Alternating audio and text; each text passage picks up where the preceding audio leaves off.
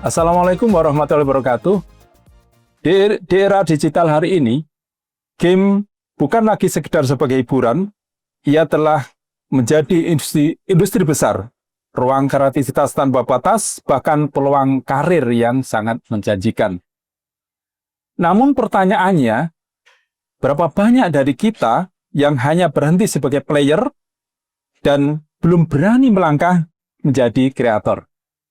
Hari ini, kita akan membahas sebuah praktek baik yang inspiratif dari SMK Telkom Makassar. Bagaimana sekolah mampu mentransformasikan siswa dari sekedar pemain menjadi pengembang game yang kreatif, produktif, dan siap bersaing. Saya, Swadi, akan menemani Anda dalam perbincangan yang tidak hanya menarik, tetapi juga membuka wawasan tentang proses, tantangan, hingga peluang besar di balik dunia pengembangan game di bangku SMK. Telah hadir bersama kita narasumber yang luar biasa, seorang guru yang menjadi motor penggerak program ini di SMK Telkom Makassar, yaitu Bapak Farid Mawardi. Selamat pagi, Pak. Pagi, Pak. Bersama adik Muhammad Faid Khoir, siswa kelas 10, betul ya? Betul. Pak Farid mungkin bisa disampaikan secara singkat seperti apa sih ini yang terjadi di SMK Telkom ini terkait pengembangan game di sana. Silakan, Pak. Oke, jadi terkait pengembangan game di SMK Telkom Makassar, sebetulnya kita melihat bahwa ada peluang anak-anak untuk jadi developer, Pak. Jadi di SMK Telkom itu bukan cuma membuat game saja atau jadi player, tapi kita membuat bagaimana anak-anak punya mindset bahwa mereka itu bisa jadi developer, Pak. Jadi sudah ada mindset seperti itu ya. Ini sejak tahun berapa di SMK Telkom itu ada program game ini, Pak? Untuk game developer sebetulnya itu pada saat saya ikut pelatihan tahun 2024, Pak, di KPTK. Waktu itu saya ambil pelatihan tentang game programming, dan alhamdulillah pada saat kembali dan tindak lanjut dari kegiatan tersebut, kami coba berupaya dan membuat satu mata pelajaran pilihan untuk anak-anak yang punya potensi untuk membuat game. Makanya dari situ ternyata anak-anak ini muncul kreativitasnya, Pak, seperti itu. Oh gitu ya. Jadi mulainya baru setelah itu pelatihan di KPTK 2024. Berarti belum lama. Belum lama, Pak. Belum lama, betul. Setahun lebih sedikit lah. Iya, betul. Nah, awal mulanya itu hanya berupa apa ini? Apa langsung membuat mata pelajaran atau mungkin hanya disisipkan di semacam ekstrakurikuler begitu atau gimana?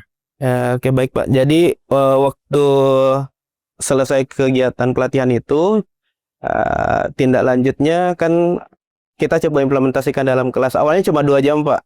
Tapi karena kita lihat ternyata minat anak-anak itu tinggi terkait mata pelajaran ini. Untuk sekarang mata pelajaran pilihan game programming itu sudah 6 jam pelajaran dan sudah ada 2 gurunya, Pak. Oh, jadi sekarang sudah berkembang. Tidak hanya. Iya. Awalnya juga itu proyek-proyek kecil, Pak, dari ruang-ruang kelas itu awalnya cuman proyek-proyek sederhana saja, tapi coba kita fasilitasi anak-anak itu dalam bentuk proyek-proyek sederhana tapi bisa kita mainkan gitu, Pak. Kalau Mas Faid, kenapa tertarik di ini program game yang dijalankan di SMK Telkom ini? Sejujurnya dari pengalaman ya, saya dulu ini merupakan salah satu player dari game tersebut. Sebelum masuk SMK Telkom. Jadi betul-betul maniak game gitu ya? Iya, betul sekali. Sampai sering ditegur orang tua karena keseringan main game. Jadi ketika saya masuk di SMK Telkom, mindset saya itu benar-benar dirubah terhadap pandangan saya tentang game. Jadi selain menjadi player, kita itu harus menjadi developer. Di mindset saya juga ditanamkan ketika saya menjadi player, itu beda rasa kepuasannya dengan menjadi sebuah developer.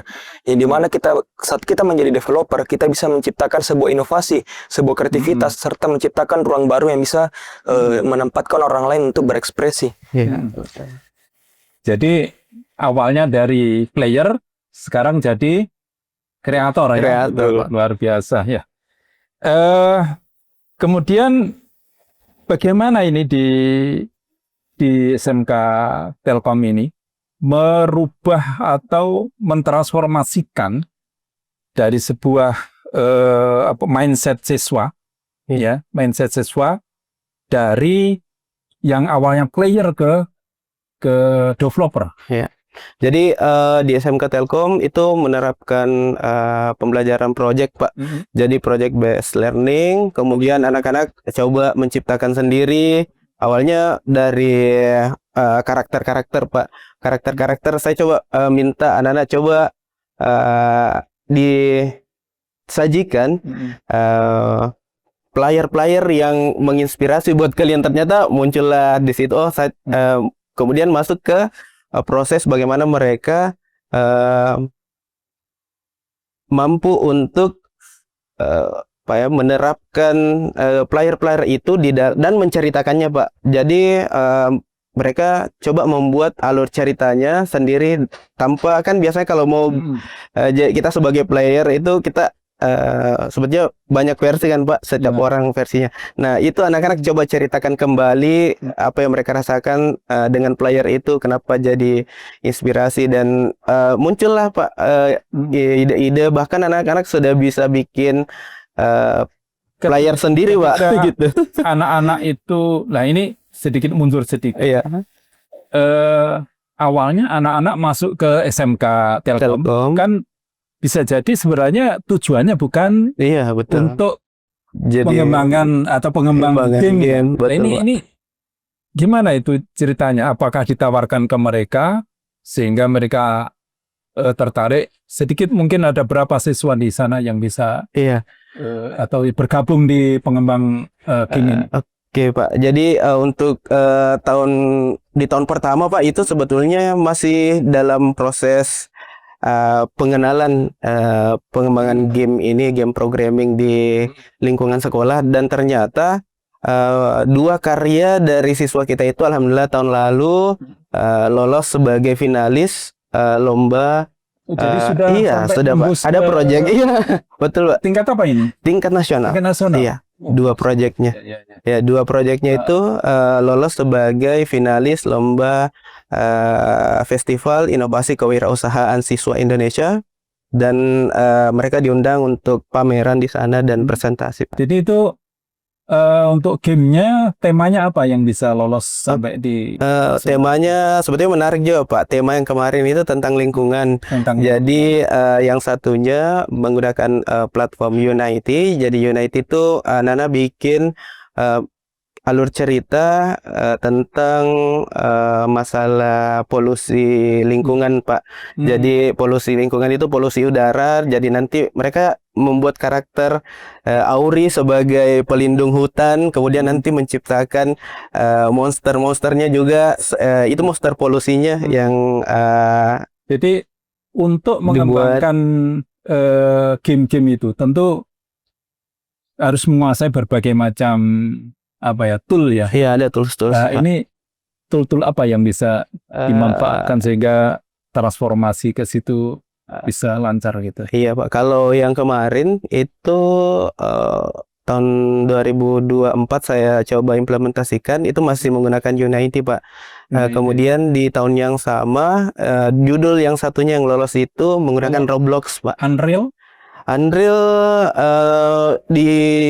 kita ajarkan, Pak, cuman karena device mungkin keterbatasan itu device-nya, karena Unreal cukup detail dan memang device-nya yang dibutuhkan itu lebih berat, Pak.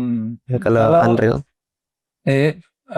Mas Faid ya. Ini sekarang ini keterlibatannya di mana ini? Ada proyek-proyek apa ini? Oke, menarik. Saya saat ini sebagai siswa Saya sedang menciptakan 2 proyek besar saat ini. Heeh. Yang pertama, saya itu bikin sekolah saya ke dalam game. Jadi saya buat bangunannya itu sedetail mungkin, lalu saya tambahkan ke dalam game.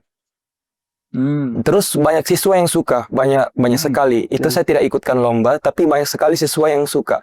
Jadi secara validasi pasar itu benar-benar terbuktikan bahwa ketika kita membuat game itu, terus banyak yang suka, kepuasan kita itu benar-benar. Jadi sasarannya apa ini? Target marketnya yang mana ini? Oh, target pasar saya itu siswa-siswa sekolah dan Siswa juga para pendaftar yang mau masuk ke SMK Telkom, tapi mereka belum pernah melihat SMK Telkom secara langsung, bisa mengunjungi lewat game.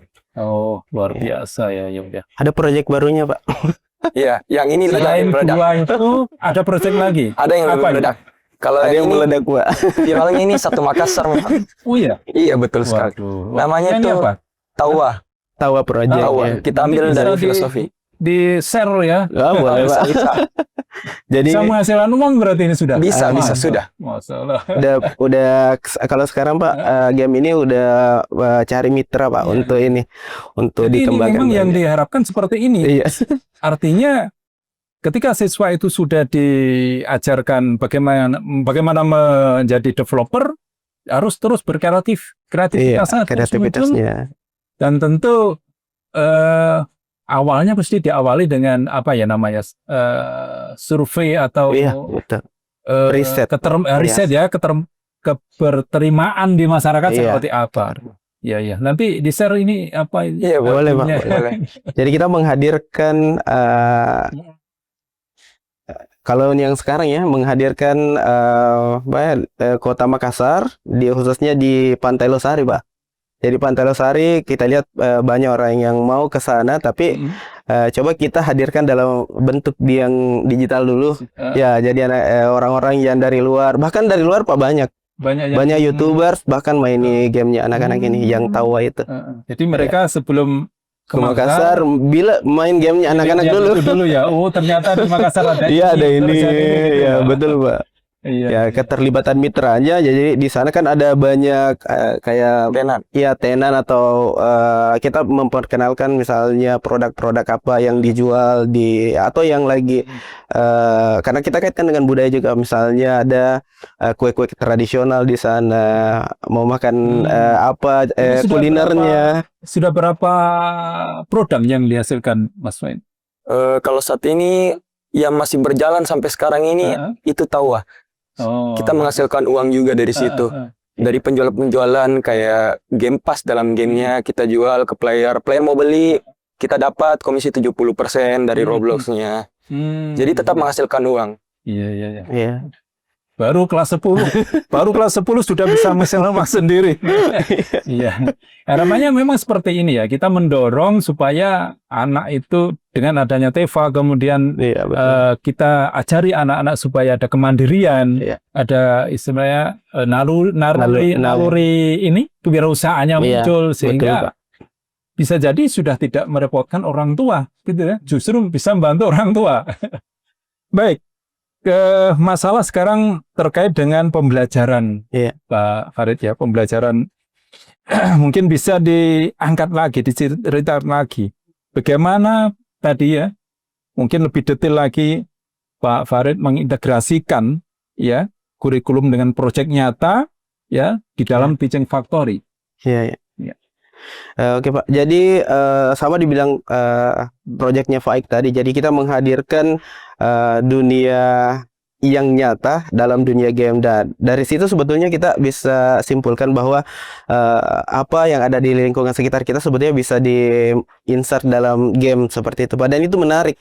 Dan khususnya tentang kebudayaan yang ada di Sulawesi Selatan itu banyak, coba kita integrasikan dalam Teaching Factory dan kolaborasi dengan industri Pak. Jadi kemarin juga waktu sempat KPTK adakan gelar karya waktu itu, kita coba mengundang industri game itu datang ke sekolah untuk sharing, dan kita coba awalnya Pak, kita masih bentuk kolaborasinya itu kita minta untuk dibuatkan karakter SMK Telkom. Tapi ternyata tahun ini Pak, kita sudah coba upgrade lagi nih siswanya Pak. Jadi bukan cuma bisa bikin gamenya saja, tapi ternyata game art juga di SMK Telkom itu banyak anak-anak yang berpotensi di situ. Ya. Iya. Kalau terkait dengan ini Pak, dampak, hasil dan dampak ya. Tadi sudah sedikit disinggung ya sama Pak Farid, capaian. Iya. Mungkin bisa dijelaskan lagi capaian yang membanggakan. Ya, capaian yang membanggakan dari pengembangan game di sekolah ini. Ya. Harapannya Pak, sebetulnya yang paling membanggakan itu ketika anak-anak bisa jadi Faik, ya, jadi punya mindset seperti Faik. Kita harapannya semoga siswa-siswa SMK Telkom itu dan seluruh siswa yang punya keinginan untuk menjadi seorang developer itu mindsetnya terbangun dari mereka sejak dini, misalnya dari SMK, dan itu kreativitas tidak terbatas Pak. Jadi kalau harapannya ketika anak-anak sudah punya tadi kemampuan untuk jadi player, sayang sekali kalau tidak. Harapannya dia sudah bisa mandiri. Iya, gitu sudah ya. bisa mandiri, Sudah lebih kreatif, aktivitasnya muncul. kreativitasnya muncul. Nah, kalau terkait dengan Mas Faid ya, kira-kira ke depannya lagi apa yang menjadi rencana-rencana selanjutnya ya setelah ada satu yang viral game yang dikembangkan Mas Faid tadi? Untuk saat ini mungkin pada saat sekolah ya, saya ingin fokus dulu mengembangkan apa yang saya punya sampai itu benar-benar mencapai tujuan-tujuan akhir saya. Nanti kalau saya sudah lulus, saya berencana akan membuka studio baru yang dimana nanti kita akan merekrut berbagai developer di dalamnya yang memiliki kreativitas, memiliki inovasi yang mereka bisa sharing hingga menjadi bermanfaat untuk masyarakat sekitar. Luar biasa ini. Baru kelas 10 tapi pikirannya sudah ke depan jauh. Luar biasa. Sukses insya Allah. Nah, tantangan Pak Farid. Tantangan di sekolah itu dalam pengembangan kurikulumnya, pengembangan ini dalam program ini. Ya, kira-kira apa ini tantangannya? Kalau tantangannya sebetulnya Pak itu tadi kita mungkin ada siswa yang mau untuk mengembangkan game yang lebih real kayak Unreal yang dibilang tadi. Platform itu ternyata device yang digunakan memang cukup berat dan sebetulnya di sekolah kita ada lab dan untuk sekarang itu masih kita gunakan untuk game yang ingin mengembangkan gamenya di sana, tapi masih terbatas untuk platform-platform tertentu Pak. Kalau gitu. Bicara tentang masa depan, menurut Pak Farid melihat prospek ke depan itu kira-kira seperti apa sih industri game dan peran SMK di situ? Oke, untuk SMK Telkom sebetulnya menjadi tantangan besar juga Pak, karena kita lihat ini industri game juga semakin hari juga semakin berkembang, dan kita lihat bahwa tugas dari guru-guru atau pendidik-pendidik di seluruh Indonesia itu melihat potensi siswa kita untuk pengembangan game ini cukup besar. Jadi kita harus menyiapkan talenta itu dari awal Pak. Khususnya mungkin yang bisa berkelas dan berbasis industri. Mungkin seperti itu. Luar biasa. Mas Faid, bisa dikasih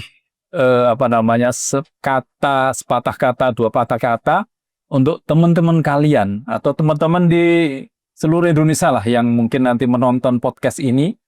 Kira-kira apa pesan-pesannya ya terkait dengan player, kreator atau developer gitu. Silakan kameranya.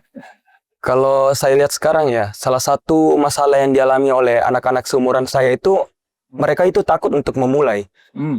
Saya juga pernah ada di posisi itu, tapi orang tua saya selalu meyakinkan saya untuk melakukan apa yang ingin saya lakukan tanpa adanya rasa takut tersebut. Jadi di dalam mindset saya sudah ditanamkan dari kecil bahwa saya itu harus berkembang lebih jauh, berani menghadapi masalah untuk berkembang tersebut itu jauh lebih baik daripada kita tidak berkembang bahkan selalu mengalami yang namanya masalah. Luar biasa. Satu pesan untuk Pak Farid. Iya Pak. Satu pesan penting tentang pengembangan game di SMK. Apa yang Pak Farid ingin sampaikan? Oke Pak. Untuk dari saya sendiri sebagai pendidik khususnya mata pelajaran game programming, sebetulnya ini adalah tantangan buat kita bahwa sebetulnya kita sudah punya talenta dan wajah emas Indonesia itu ada di anak-anak kita yang sekarang. Jadi tantangan terbesar kita adalah sebetulnya bagaimana mewujudkan generasi emas itu dengan menghadirkan minimal mereka lulus di SMK itu punya 3 karya Pak. Kelas 10 bikin produk game, kemudian kelas 2 produk gamenya jadi, kemudian ada lagi inovasi lagi di kelas 12. Jadi di kelas 3 ada inovasi lagi untuk pembuat. Jadi pada saat mereka selesai di SMK mereka akan ditanya produk apa sih yang kamu hasilkan, maksudnya setelah kamu lulus dari SMK apa yang kamu makan, dan kan sudah portofolionya sudah ada. Betul. Jadi anak-anak sudah bisa memperlihatkan ini karya saya, ini hasil dari proses belajar saya di SMK Telkom Makassar. Mungkin seperti itu Pak. Ya, baik, terima kasih Pak Farid atas bincang-bincangnya. Siap Pak. Demikian bincang-bincang kami dengan SMK Telkom Makassar, Bapak Farid Mawardi bersama adik Faid ya, yang luar biasa telah menyampaikan berbagai hal yang inspiratif. Terima kasih, semoga bermanfaat. Assalamualaikum warahmatullahi wabarakatuh. Waalaikumsalam warahmatullahi wabarakatuh.